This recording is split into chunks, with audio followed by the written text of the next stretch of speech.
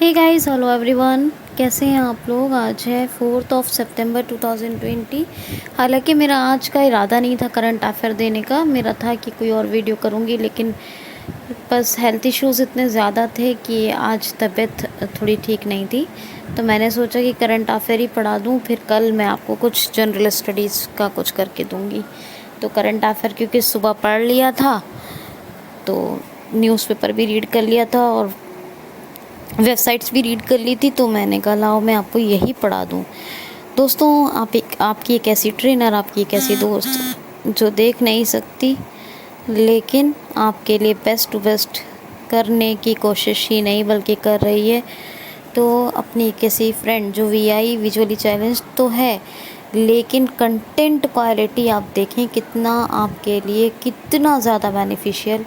और मैं गारंटी देती हूँ कि अगर आपने मुझे रोज़ सुना तो आपका एक भी क्वेश्चन एग्ज़ाम में नहीं छूटेगा। तो प्लीज़ आप चैनल को ज़रूर सब्सक्राइब करें, मुझे सपोर्ट करें, यूट्यूब पे ज्वाइन ज़रूर करें। और दूसरी बात यह है कि वीडियो को कंप्लीट वॉच करें, लाइक और शेयर ज़रूर करें। चलिए पहला क्वेश्चन लेते हैं। हाल ही में अभी गंदगी भारत छोड़ गंदगी भारत छोड़ो अभियान, क्या गंदगी भारत छोड़ो अभियान ये किस राज्य सरकार ने शुरू किया है। गंदगी भारत छोड़ो अभियान ये किस राज्य सरकार ने शुरू किया है। तो मध्य प्रदेश ने, मध्य प्रदेश राज्य सरकार ने 15 दिन का एक कैंपेन शुरू किया है, गंदगी भारत छोड़ो अभियान। ये अभियान के थ्रू राज्य में सफाई सुथराई की जाएगी, हाइजीन का ध्यान रखा जाएगा, क्लीनिंग डस्टिंग की जाएगी। तो प्लीज़ ये याद रखिएगा, गंदगी भारत छोड़ो अभियान 15 दिन का है और मध्य प्रदेश राज्य सरकार ने शुरू करने की घोषणा की है। तो इसकी आनंदीबेन पटेल, आपको पता है अभी गवर्नर हैं, यूपी की गवर्नर है, लेकिन एमपी का चार्ज मिला हुआ है इनको। तो एमपी के गवर्नर कौन होते थे, लालजी टंडन, उनकी डेथ हो गई, उनके बाद ये बनी। अब जो है लालजी टंडन के नाम पर अगर हम बात करें, बहुत बार मैंने एमपी के करंट अफेयर्स आपको पढ़ा है, प्लीज़ रिवाइज़ करें मेरे साथ, ठीक है। तो ये जो लालजी टंडन की डेथ हुई, तो इनके बाद हरदोई चौक के नाम से एक लखनऊ, क्योंकि लखनऊ से सांसद थे वो, तो जो है हरदोई चौक को बना दिया टंडन चौक। और एक लखनऊ का चौराहा है, चौराहा जिसको कहते चौक चौराहा, ठीक है। तो उस एक चौराहे का नाम बदल के रख दिया, क्या, लालजी टंडन चौराहा, ठीक है। तो ये याद रखेंगे। अच्छा, चीफ मिनिस्टर शिवराज सिंह चौहान दोबारा बने थे, आपको बता दूं, क्योंकि इससे पहले कमलनाथ थे, आपको याद भी होगा। तो जब ये दोबारा बने शिवराज सिंह चौहान, तो इन्होंने एक योजना को दोबारा से शुरू किया, कौन सी, इसका क्या कहते हैं, स्थापन किया, क्या, कौन सी थी, मुख्यमंत्री जन कल्याण संबल योजना। कौन सी, मुख्यमंत्री जन कल्याण संबल योजना, याद रखना, ठीक है। तो ये बात याद रखेंगे। एमपी की कैपिटल क्या है, भोपाल। भोपाल से क्या याद रखना है आपने, भोजताल, क्या याद रखेंगे, भोजताल। अच्छा, गवर्नर, चीफ मिनिस्टर, कैपिटल सब हो गई। नेशनल पार्क पहले सुन लीजिए, नेशनल पार्क हैं कौन कौन से, कि बांधवगढ़, माधव, संजय, पन्ना, पेंच, सतपुड़ा वन विहार, ये हैं। और जिसमें कि पेंच एमपी और महाराष्ट्र दोनों में फैला हुआ है, और संजय एमपी में है, तो संजय गांधी महाराष्ट्र में है। तो इतनी बात हो गई, नेशनल पार्क भी हो गए। अब सुनिए, और जो गवर्नर चीफ मिनिस्टर से जुड़ी हुई योजनाएं थी वो भी हो गई। अब सुनिए, सबसे पहले एक सुनिए, आया जीवन शक्ति योजना, जो महिलाओं को मास्क बनाने का टारगेट दिया गया। फिर उसी से रिलेटेड आया रोको टोको अभियान, ताकि जो लोग मास्क नहीं पहनते उन पर कुछ, उनके लिए कुछ संगठन नियुक्त किए गए हैं जो उन पर नज़र रखेंगे, और जो महिलाओं को 11 रुपये प्रति मास्क जो सरकार ने ख़रीदे उन्हें 20 रुपये में बेचा जाएगा। तो इस तरह लोग मास्क खरीदेंगे, आदत भी डेवलप होगी और उनके मास्क भी बिकेंगे। तो जीवन शक्ति योजना और कौन सा, रोको टोको अभियान, ये दोनों एक दूसरे से लिंक करके याद रखें। फिर उसके बाद आया एक जीवन अमृत योजना, ये इम्यूनिटी पावर को स्ट्रॉन्ग करने के लिए था। फिर उसके बाद याद रखिए mid day meal ration, MDM को कच्चे राशन को ही डिस्ट्रीब्यूट करने वाला, वितरित करने वाला पहला राज्य बना मध्य प्रदेश। ठीक है, ये भी याद रखिए। तानसेन महोत्सव, मिर्च महोत्सव, ये फेमस। ठीक, मध्य प्रदेश की जो है सबसे ख़राब हालत है पूरे भारत के अंदर शिशु मृत्यु दर में, और सबसे बेहतर और अच्छी हालत किसकी है? तो किसकी है? नागालैंड की। नागालैंड की सबसे अच्छी हालत है शिशु मृत्यु दर में, और सबसे ख़राब एमपी की। एमपी की बात करें, ये बात हो गई महिलाओं के लिए एक दीदी वाहन योजना। ये आदिवासी डिस्ट्रिक्ट है एक झबुआ, वहाँ शुरू थी दीदी वाहन योजना, और एक बुज़ुर्गों के लिए शुरू हुई थी ई संकल्प योजना उमरिया डिस्ट्रिक्ट में, और एक संकल्प अभियान बुज़ुर्गों के लिए, ये भी बुज़ुर्गों के लिए आया था। ठीक, अच्छा देखिए, प्रवासी श्रमिक आयोग बना, श्रमिकों के लिए, प्रवासी श्रमिकों के लिए। रोज़गार सेतु योजना, श्रमिकों के लिए आई, सबको रोज़गार मिलेगा योजना, और श्रम सिद्धि योजना। ठीक, और श्रम सिद्धि योजना के बाद एक आया चरण पादुका पहल, जो श्रमिक अपने घर जा रहे थे नंगे पैर, उनको चप्पल प्रोवाइड करने के लिए। तो इतने सारी श्रमिकों के लिए योजनाएं थी। फिर उसके बाद आता है एक किल कोरोना अभियान। कौन सा? किल कोरोना अभियान। तो ये कोरोना वायरस को ख़त्म करने के लिए था। इसके अलावा किल कोरोना अभियान के अलावा टूरिस्ट को इम्प्रेस करने के लिए एक आया, उन्हें इनवाइट करने के लिए इंतज़ार आपका, पर्यटन को बढ़ावा देने के लिए इंतज़ार आपका अभियान। ई विद्युत मित्र योजना। कौन सी? ई विद्युत मित्र योजना। ये एक योजना शुरू हुई सबके लिए एमपी में। ठीक है, मित्र से याद आया मुझे, स्वास्थ्य मित्र कहाँ पॉइंट हुए? राजस्थान। और ये किसान मित्र हरियाणा में। और एक और बताया मैंने अभी थोड़े दिन पहले ही, आपको बता दें तो अगर मुझे मज़ा आ जाएगा, अगर अभी थोड़े दिन पहले की बात है। आरोग्य मित्र कहाँ पॉइंट हुए हैं? आरोग्य मित्र याद अगर आता हो तो, मैंने बहुत बताया, आंध्र प्रदेश में। ठीक है, चलें फिर उसके बाद देखिए, अब ये जो हो गया, अब स्टूडेंट्स के लिए आए कौन कौन से ऐप आए? टॉप पेरेंट ऐप आया।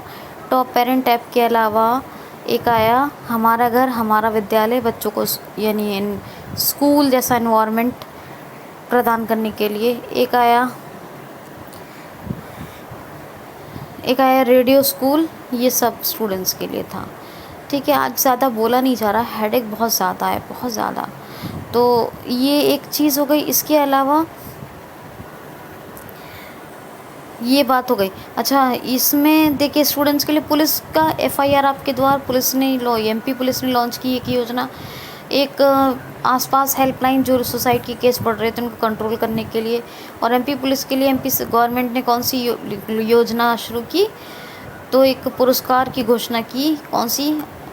कर्मवीर पुरस्कार। ठीक है, तो इतना तो आप कम से कम एमपी के बारे में याद रखें। नेक्स्ट क्वेश्चन देखिए, हाल ही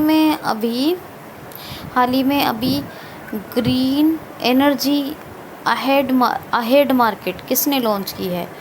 ग्रीन एनर्जी अहेड मार्केट किसने लॉन्च की है? तो हमारे ये केंद्रीय ऊर्जा मंत्री हैं प्रेजेंट टाइम के आर.के. सिंह। इन्होंने ग्रीन एनर्जी अहेड मार्केट की शुरुआत की है। अब इन्होंने ग्रीन एनर्जी अहेड मार्केट का शुभारंभ क्यों किया है? ताकि ऐसे ग्राहक मिल सकें कि ग्रीन एनर्जी का उत्पादन और ग्रीन एनर्जी से रिलेटेड जितने प्रोडक्ट्स हैं उनको ख़रीदें, तो मतलब वो प्रोडक्ट्स बिकें, ग्रीन एनर्जी को बढ़ावा मिले। इसीलिए ग्रीन एनर्जी अहेड मार्केट शुरू की है। क्या नाम है इनका? केंद्रीय ऊर्जा मंत्री आर.के. सिंह ने। नेक्स्ट क्वेश्चन बहुत इम्पॉर्टेंट है। हाल ही में अभी ग्लोबल इनोवेशन इंडेक्स 2020 जारी हुआ है। इसमें टॉप पर कौन सा कंट्री है? हाल ही में ग्लोबल इनोवेशन इंडेक्स जारी हुआ है, इसमें शीर्ष पर कौन सा देश है? तो नंबर 1 पर कौन है? स्विट्ज़रलैंड। जी हाँ, पहले ये जान लें कि ग्लोबल इनोवेशन इंडेक्स होता क्या है, और ये 2020 का है।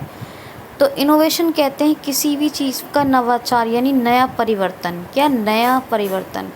तो ये ग्लोबल मतलब एक यूनिवर्सल लेवल पर, एक वैश्विक स्तर पर, ग्लोबल यानी एक भूभागीय स्तर पर, है ना, जितनी दुनिया बसी हुई है पृथ्वी पर, तो ग्लोबल। ठीक है, तो वैसे यूनिवर्सल में सब आ जाता है, पता है आपको। चले खैर कोई नहीं, वो तो एक अलग बात करने का मौका अलग है। तो ग्लोबल इनोवेशन इंडेक्स, कौन सा? Global innovation index 2020। अब ये जारी हुआ तो उसमें नंबर 1 पे कौन है? स्विट्ज़रलैंड। नंबर 2 पर कौन है? स्वीडन। कौन है? स्वीडन। स्विट्ज़रलैंड की कैपिटल क्या है जी? स्विट्ज़रलैंड की कैपिटल क्या है? बहुत बार बताया मैंने। अच्छा, स्वीडन की कैपिटल क्या है? Number 2 Sweden. ये भी बहुत बार बताया, हर कंट्री की कैपिटल बताई। Number 3 USA. नंबर 3 पर कौन है? यूएसए। ज़रा कमेंट बॉक्स में लिखिए तो दोनों कैपिटल, स्विट्ज़रलैंड और स्वीडन की। Number 3 USA. अच्छा, जानने वाली बात ये है कि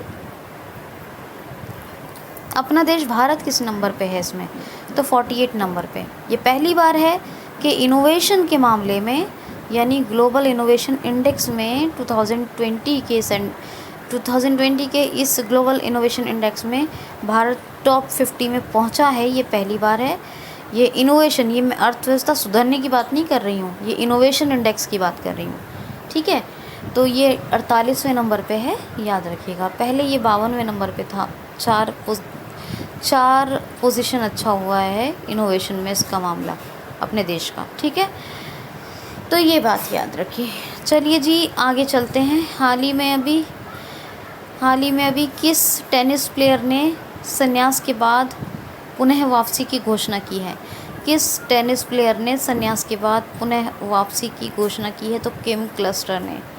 किम क्लस्टर ये बहुत फेमस टेनिस प्लेयर तो रही या नहीं रही, लेकिन ये टेनिस की खिलाड़ी हैं, फीमेल हैं। क्या नाम है इनका? किम क्लस्टर।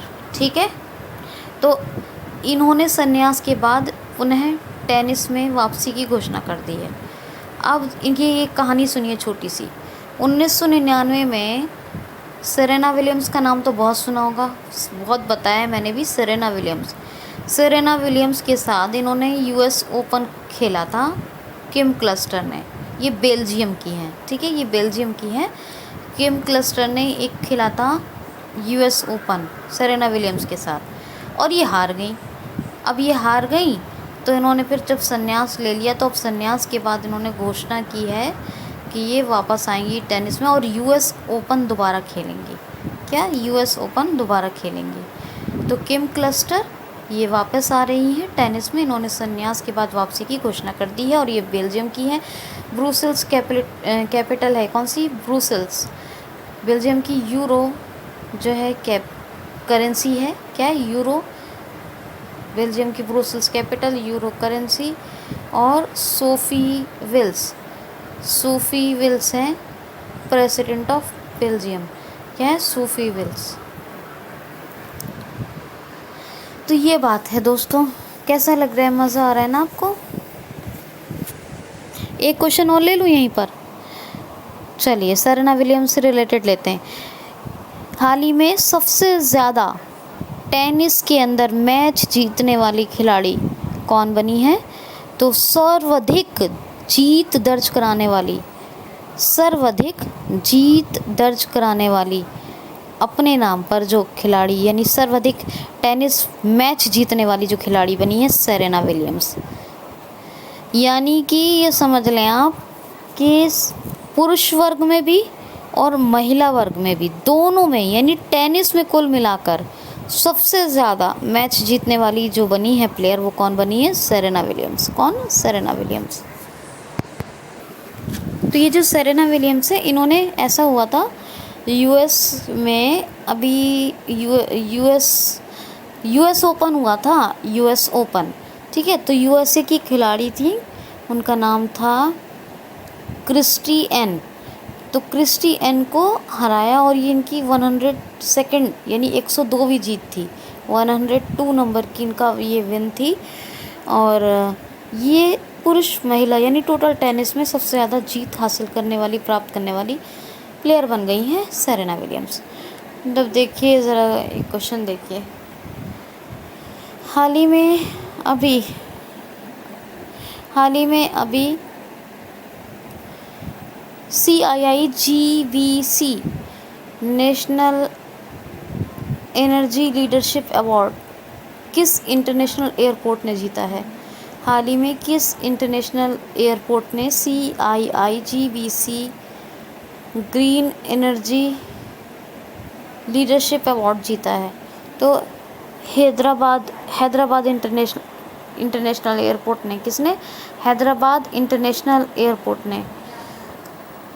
ऊर्जा प्रबंधन उत्कृष्टता यानी एनर्जी मैनेजमेंट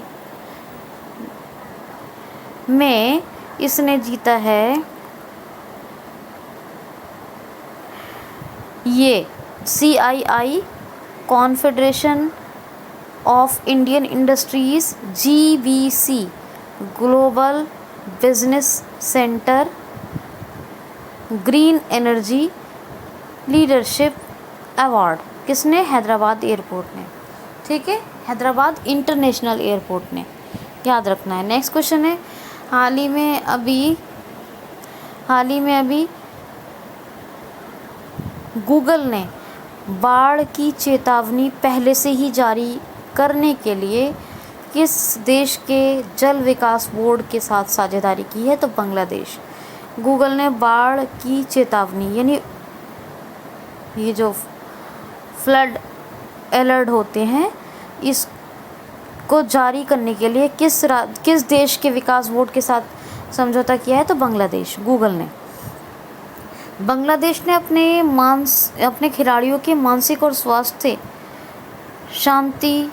मानसिक शांति और स्वास्थ्य को ट्रैक करने के लिए एक ऐप जारी किया था। टेलीकॉम ऑपरेटर्स जो हैं बांग्लादेश के, उनको ऑर्डर्स दिए कि फ्री ऑफ कॉस्ट मिलने वाला इंटरनेट बंद कर दें।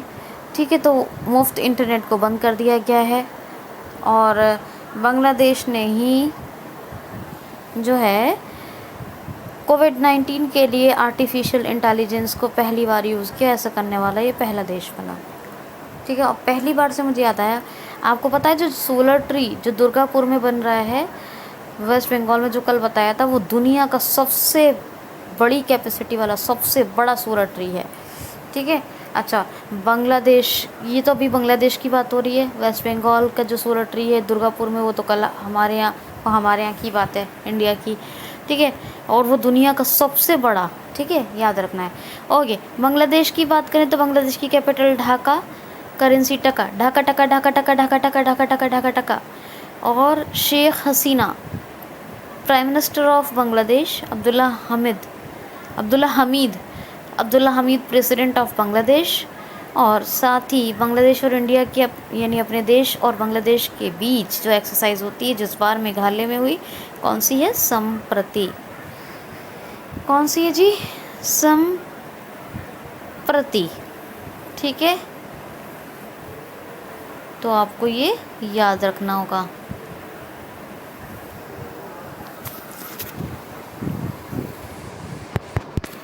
क्वेश्चन सुनिए ध्यान से। पूर्व राष्ट्रपति प्रणब मुखर्जी के निधन पर किस देश ने एक दिन के शोक की घोषणा की है? आपको बताऊं, प्रणब मुखर्जी बहुत ही माइंडेड शख्सियत थे और ये पूर्व राष्ट्रपति रहे, यानी ये अपने इंडिया के, अपने भारत के पूर्व राष्ट्रपति रहे। ठीक है, तो ये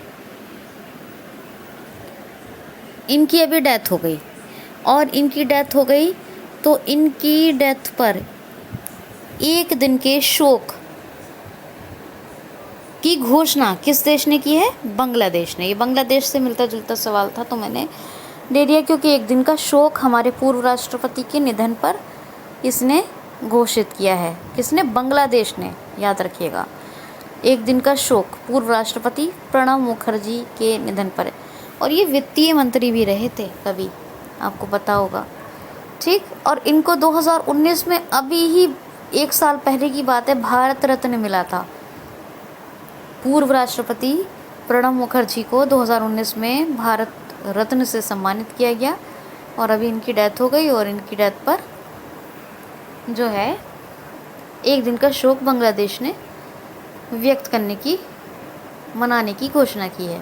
नेक्स्ट क्वेश्चन है, हाल ही में justice of supreme court Arun Mishra ji के रिटायरमेंट पर, 1 मिनट में तो आपको आंसर बता दिया। क्वेश्चन सुनिए, हाल ही में किस सुप्रीम कोर्ट के न्यायाधीश के रिटायरमेंट पर फेयरवेल वीडियो कॉन्फ्रेंसिंग के थ्रू मनाया गया? हाल ही में किस सुप्रीम कोर्ट के न्यायाधीश की सेवानिवृत्ति यानी रिटायरमेंट पर फेयरवेल वीडियो कॉन्फ्रेंसिंग के थ्रू सेलिब्रेट किया गया? तो जस्टिस अरुण मिश्रा, जस्टिस अरुण मिश्रा, इनका नाम खूब सुना होगा आपने। इनकी अभी रिटायरमेंट हुआ है। क्या हुआ इनका? रिटायरमेंट। और इस पर जो फेयरवेल मिला है तो ये पहली बार हुआ है कि ये जो फेयरवेल है ये वीडियो कॉन्फ्रेंसिंग के थ्रू सेलिब्रेट हुआ है। किसके थ्रू? वीडियो कॉन्फ्रेंसिंग के थ्रू। और इसमें हमारे चीफ जस्टिस ऑफ इंडिया जो हैं एस ए बोबड़े, उन्होंने भी पार्टिसिपेट किया, फेयरवेल था, है ना। और जो अटॉर्नी जनरल हैं हमारे, क्या नाम है उनका? अटॉर्नी जनरल ऑफ इंडिया, उनका नाम है वेणुगोपाल। और जो सॉलिसिटर जनरल ऑफ इंडिया है उनका नाम क्या है? तुषार मेहता। तो इन तमाम बड़े बड़े लोगों ने पार्टिसिपेशन किया इस फेयरवेल में, जो जस्टिस अरुण मिश्रा के रिटायरमेंट के ऊपर दिया गया और ये वीडियो कॉन्फ्रेंसिंग के थ्रू सेलिब्रेट हुआ है। ठीक है, सेलिब्रेशन वीडियो कॉन्फ्रेंसिंग के थ्रू। नेक्स्ट क्वेश्चन देखिए, हाल ही में नागरिक उड्डयन ब्यूरो की नागरिक उड्डयन सुरक्षा ब्यूरो की पहली महिला अधिकारी कौन बनी है? हाल ही में नागरिक उड्डयन सुरक्षा ब्यूरो की पहली महिला अधिकारी कौन बनी है? क्या कह रही हूँ मैं? नागरिक उड्डयन सुरक्षा ब्यूरो की पहली महिला अधिकारी उषा पांडे, उषा पांडे, उषा पांडे या उषा पांडे। उषा पांडे जो है ये आईएएस ऑफिसर हैं और ये किसकी? नागरिक उड्डयन सुरक्षा ब्यूरो की पहली महिला अधिकारी यानी फीमेल ऑफिसर बनी है। ठीक है, याद रखना है आपको, ध्यान से सुनते रहिए। क्वेश्चन है, हाल ही में गैरी स्ट्रीट को किस टीम का चीफ कोच अपॉइंट किया गया है? हाल ही में गैरी स्ट्रीट को किस देश की टीम का चीफ कोच अपॉइंट किया गया है? यानी किस देश की क्रिकेट टीम का मुख्य कोच बनाया गया है गैरी स्ट्रीट को? तो न्यूजीलैंड। न्यूजीलैंड की जो क्रिकेट टीम है उसके चीफ कोच अपॉइंट हुए हैं, मुख्य कोच बने हैं गैरी स्ट्रीट। क्या नाम है? Gary street. और ये न्यूजीलैंड के अब क्रिकेट टीम के चीफ कोच हैं। ठीक, जेसिंडा अर्डन प्राइम मिनिस्टर हैं और जो न्यूजीलैंड की कैपिटल है क्या? न्यूजीलैंड डॉलर, सॉरी करेंसी है न्यूजीलैंड डॉलर और कैपिटल क्या है? कैपिटल है Wellington. Wellington capital, New Zealand dollar currency और Jacinda Ardern prime minister. Next question है, हाल ही में hero to share your stories, hero to share your stories नामक प्रतियोगिता किसने शुरू की है? Hero to share your stories नामक प्रतियोगिता किसने आरंभ की है? तो अभी हमारे जल शक्ति मंत्री हैं प्रेजेंट टाइम के गजेंद्र सिंह शेखावत। ये नया मंत्रालय बना था जल शक्ति मंत्रालय, तब मैंने आपको बताया था, उसी के मंत्री हैं ये। इन्होंने hero to share your stories नामक प्रतियोगिता शुरू की है। इसमें क्या है कि जल के संरक्षण यानी वाटर कंजर्वेशन को बढ़ावा देने के लिए और जल संरक्षण जन आंदोलन बन जाए इस हद तक जो जल संरक्षण है वो जन आंदोलन बन जाए, इस हद तक इस जल संरक्षण पर काम किया जाए, इसको बढ़ावा दिया जाए। इसीलिए ये hero to share your stories नामक प्रतियोगिता हमारे जल शक्ति मंत्री गजेंद्र सिंह शेखावत ने शुरू की है। ठीक है जी, याद रखना आप। क्वेश्चन देखिए, हाल ही में अभी one nation one ration card योजना, one nation one ration card योजना में अभी किसको शामिल किया गया है? तो लद्दाख और लक्षद्वीप को, लद्दाख और लक्षद्वीप इन दोनों को one nation one ration card योजना में शामिल कर लिया गया। ये मैंने आपको बताया था ये क्या है। अब 26 राज्य, 26 स्टेट्स और सभी यूनियन टेरिटरीज जो है शामिल हो चुके हैं one nation one ration card योजना में। नेक्स्ट क्वेश्चन है, मिंत्रा की ब्रांड एम्बेसडर्स किसको अपॉइंट किया गया है? तो मिंत्रा ये फ्लिपकार्ट की ही एक कंपनी है, 2007 में इसकी स्थापना हुई थी। अमर नागराम हेड हैं इस मिंत्रा के, और इसकी अभी नई ब्रांड एम्बेसडर बनी है क्यारा अडवाणी। क्यारा अडवाणी का ये क्यारा अडवाणी, ठीक है, याद रखना। नेक्स्ट क्वेश्चन है, हाल ही में पहली महिला एम्बुलेंस ड्राइवर, पहली महिला एम्बुलेंस ड्राइवर वीर लक्ष्मी को कहाँ नियुक्त किया गया है? तो जो 108 एम्बुलेंस सर्विस है उसमें बहुत सी एम्बुलेंस को जोड़ने की घोषणा की तमिलनाडु ने, बहुत सारी एम्बुलेंस को लॉन्च किया, मतलब शामिल किया 108 एम्बुलेंस सर्विस में। और इसी में ही एम वीर लक्ष्मी, क्या नाम है? एम वीर लक्ष्मी, ये पहली महिला एम्बुलेंस ड्राइवर बनी है भारत की, और इनकी तैनाती कहाँ की गई है? तमिलनाडु एम्बुलेंस सर्विस में। कहाँ? तमिलनाडु की एम्बुलेंस सेवा में। तमिलनाडु हल्दी अनुसंधान संस्थान स्थापित हो रहा है, भारत का पहला हल्दी अनुसंधान संस्थान कहाँ? तमिलनाडु में। आरबीआई की रिपोर्ट आई थी, उसमें बाज़ार कर्ज के मामले में जो पहला नंबर है किसका है? पहला नंबर वो तमिलनाडु का है बाज़ार कर्ज के मामले में। और तमिलनाडु की बात करें तो तमिलनाडु अभी फ़िश प्रोडक्शन में नंबर 1 पे है। गुजरात पहले था, गुजरात अब नंबर 2 पे पहुंच गया है, तो नंबर 1 पे कौन है? तमिलनाडु। दोस्तों ये था करंट अफेयर। थोड़ी बहुत तबीयत की वजह से अगर बोलने में कुछ कमी वैसे तो रही नहीं है, लेकिन मुझे यकीन है इस बात का कि मेरी तरफ से कोई कमी नहीं रही 100%। लेकिन फिर भी अगर कुछ हो सकता है कि कहीं आवाज़ कम ज़्यादा हो गई हो तो उसके लिए सॉरी फॉर दिस। और take care of yourself, be happy, keep smiling. कल किसी वीडियो में मिलते हैं। Thanks for watching.